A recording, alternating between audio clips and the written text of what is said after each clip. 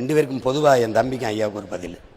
அன்னை கூட்டணி போயிட்டானு. என் தம்பி கார்த்தி நல்லா பேசுகிறான், ஹிம்லர் நல்லா பேசுகிறாரு, என் தங்கச்சி கார்த்திகா நல்லா பேசுது, என் பிள்ளைகளெல்லாம் நல்லா பேசுகிறாங்க.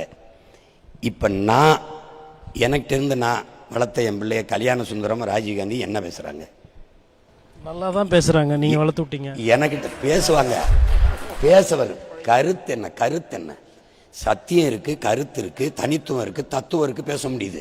நீங்கள் என்ன பண்ணுவீங்கன்னா, இப்போது நான் இங்கே வந்துட்டேன், உங்கள் கூட வந்துட்டேன், சாராய கடையை மூடுவேன்னு நான் சொன்னேன், நீங்கள் மூடுவீங்களா? மலைங்கிறது மலை இல்லை, கற்குவியல் அல்ல, பூமி தாயின் மார்பு, அதை அறுக்கக்கூடாது, பால் ஊட்டிய தாயின் மாறு அறுத்த ரத்தம் குடிக்கக்கூடாதுன்னு நான் சொல்கிறேன். நீங்கள் அதை எம்சாண்டு குவாரின்னு விற்பிய. உங்கள் பக்கத்தில் போய் நான் நின்று இந்த மலையை வெட்டாதீங்கன்னா என்னையை வெட்டுவீங்களா, நீங்கள் மலையை வெட்டாத நிறுத்துவீங்களா? நான் எதை பேசலாம், எந்த அரசியலை பேசலாம்? நீங்கள் என்னங்க ஊழல், லஞ்சம், ஆத்து மணல் அள்ளி விற்கிறிய, அதை விற்கிறிய, இப்படிலாம் வளத்தை கொள்ள கொண்டு போறிய, எதை வேணாலும் சரி பண்ணிடலாம். அந்த மலையை மணல், அந்த வளக்கொள்ளையை எப்படிங்க சரி பண்ணுறது? நம்மளால் உருவாக்க முடியாத ஒன்றை எப்படிங்க உங்கள் அழிக்கிற உரிமை கொடுத்து நான் பேசுனா யார் பக்கத்தில் நின்று நான் பேசுறது? ஊழல், லஞ்சம் சரி நான் போகிறேன், இப்போ உங்கள் கூட வந்துட்டேன், நீங்கள் அதிமுக ஓட்டுக்கு காசு குடிப்பெல்லாம் கொடுக்க மாட்டீங்களா? கொடுத்துட்டு தானே இருக்கிறாங்க பல வருஷமா.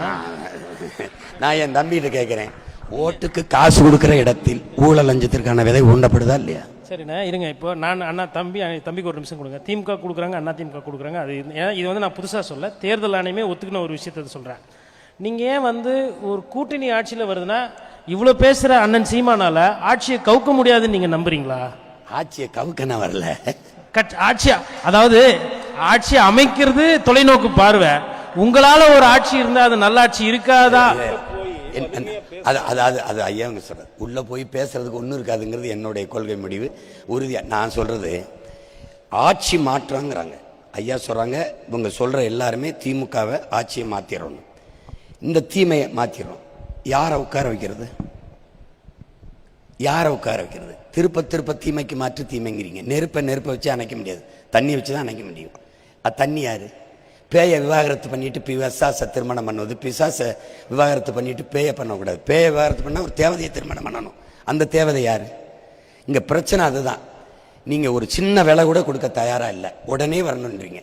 இந்த மாற்றிடுவோம், இந்த ஆட்சியை மாற்றிடுவோம். நான் வந்தது என்னுடைய நோக்கத்துக்கு எழுங்க. ஆட்சி மாற்றம் ஆள் மாற்றத்திற்கு வந்த பிள்ளைகள் அல்ல, அடிப்படை அமைப்பு அரசியல் மாற்றத்திற்கு வந்தவர்கள், ஆட்சி முறை மாற்றத்திற்கு வந்த புரட்சியாளர்கள். உங்களுக்கு திரும்ப சொல்றேன், இந்த கட்டடத்துக்கு வெள்ளை அடிக்க வந்த சீர்திருத்தவாதி அல்ல, இந்த கட்டடத்தை தகர்த்துட்டு புதிய கட்டடம் கட்ட வந்த புரட்சியவாதிகள். எப்படிப்பட்ட கட்டடம்? இதை நான் சொல்லலை, எனக்கு படிப்பிச்சவன் பகத்சிங். அவன் என்ன சொல்றான், புரட்சி என்றால் என்ன பகத்சிங்?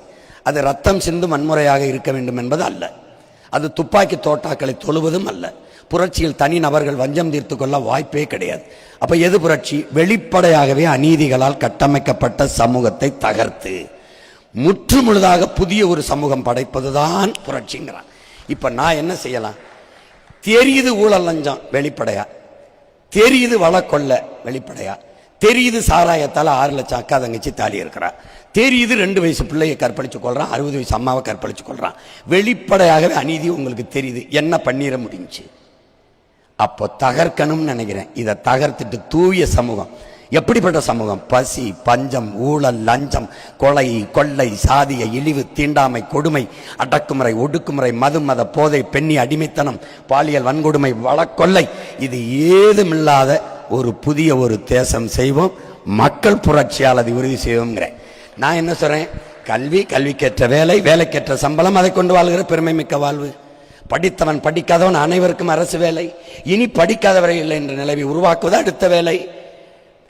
ஒரு நாடுனா என்ன? அவனுடைய மொழி, அவனுடைய கலை, அவனுடைய இலக்கியம், அவன் பண்பாடு, அவன் தொன்று தொட்ட வேளாண்மை, அவனுடைய வழிபாடு, அவனுடைய அரசியல், பெண்ணிய பெண்களுக்கான பாதுகாப்பு, உரிய உரிமை, பொருளாதார மேம்பாடு, தொழில் வளர்ச்சி, காட்டு வளம், கனிம வளம், நீர்வளம், கடல் வளம், மலை வளம், மண் வளம், எல்லாவற்றையும் காப்பது.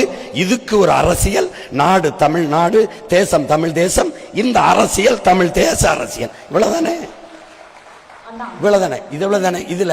இதுல நீ அண்ணா நீ இதுல போய் நான் எதை செய்யலாம் சொல்லுங்க. என் தம்பியை நீங்க சொன்னதெல்லாம் உண்மை. எனக்கு பல உனக்கு தெரியும், கோடிக்கணக்காக பேசி பதவிதாரன் சீட்டு தரலாம் சொன்னதெல்லாம் உண்மைதான். நான் நல்லா இருப்பேன், நாடு மக்களும் நாசமா போயிட மாட்டாங்களா?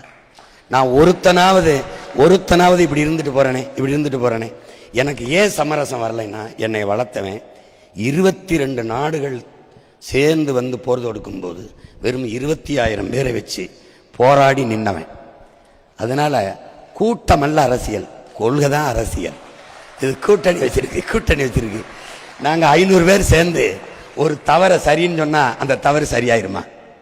நீங்க சொல்லுங்க, மனச்சான்றோட சொல்லுங்க. உலகம் பூரா மாறுதலை ஏற்படுத்தியவன், புரட்சி ஏற்படுத்தியவன், தன் மனச்சான்று வழி நடத்தியபடி நடந்தவன் தான்ங்கிறான். நான் தினம் படிப்பேன். படுக்கிற இடம் கொஞ்சமாக தான் இருக்கும், சுற்றி புத்தகமாக இருக்கும். உங்களுக்கு புரியுதுன்னு நினைக்கிறேன். இந்த ஈவேராவை எப்படா அடிக்கிறதுன்னு பார்த்து படுத்துக்கிட்டு இருக்கும்போது என்னை கேட்டாங்க, எப்படி இது திடீர்னு ஒன்று எதை வச்சு தகர்க்கிறதுன்னு முடிவு பண்ணிட்டேன். எதை வச்சு தகர்க்கு படபடன்னு புத்தகம் பறக்குது. பார்த்தா பாரதி இந்த உன் பாட்டனை எடுத்து ஆடுறான்னு சொன்னிச்சா அடிச்சிட்டேன். உங்களுக்கு புரியுதா? உங்களுக்கு நீங்கள் சாக்ரட்டிஸ் சொல்கிறான், ஒரு மனிதனின் அறிவை சோதிக்கிறதுக்கு நீ எழுப்புற கேள்விக்கு அவன் சொல்கிற பதிலை வச்சு கணக்கிடக்கூடாது. நீ ஒரு கேள்வி எழுப்பினா அதுக்கு பதிலாக இன்னொரு கேள்வியவே அவன் பதிலாக தந்தான்னு வச்சுக்க, அதுல இருந்தான் அவன் அறிவை கணக்கிட முடியும்னு. அதுக்கு தான் தர்க்க அறிவுன்னு பேரு, அதுதான் வாத திறன்னு பேரு. இப்போ நீங்கள் நான் ஒன்று சொல்கிறேன், இந்த ஆட்சி முறையை அருவருக்கிறேன், இதை மாற்றணும்னு நினைக்கிறேன். என்னையாவது விட்டு வைங்க இந்த நாட்டுக்கு. நான் ஒருத்தர் நடுவால் நின்று கத்துறனாலையாவது பயந்துக்கிட்டு பேனாசாலை நிற்குது, பரந்தூர் விமான நிலையம் நிற்குது, 8 வழிச்சாலை நிற்குது, என்னையாவது டங்ஷன் தொழிற்சாலை நிறுத்தப்படுது அப்படின்னா என்னையாவது விட்டுருங்க. எனக்கு போடுங்க, போடாமல் போங்க, ஆனால் என் மனச்சான்று உறுத்தாமல் என்னை வாழ விடுங்க. அதுக்காக தான் நான் சொல்கிறேன், தேர்தல் வெற்றி அல்ல வெற்றி. நான் கொண்ட கொள்கையில சமரசம் இல்லாமல் உறுதியாக நிற்கிறேன்ல, அதான் வெற்றி. இன்னைக்கு இல்லை நாளைக்கு வெல்வேன். நான் இல்லை என் பிள்ளை வெல்றான், இல்லை என் பேரை வெல்றான். ஆனால் தத்துவம், மார்க்ஸ் உலகத்தில் ஆகச்சிறந்த கோட்பாட்டை வச்சான். அவனா நாட்டை ஆண்டான் சொல்லுங்க. முறை செய்து காப்பாற்றும் மன்னவளும் மக்களுக்கு இறைன்று வைக்கப்படும் உருவசியும் ஓவா பிணியும் செருவகையும் சேராத இயல்பு நாடு எல்லாம் எழுதி வச்சான். என் பாட்டை வெல்லுவேன். அவனை ஆண்டான். இப்படி ஆளணும்னு சொல்லி வச்சுட்டு போனான். அது மாதிரி ஆளணும்னு அவன் பேரன் துடிக்கிறேன். இவ்வளவுதானே.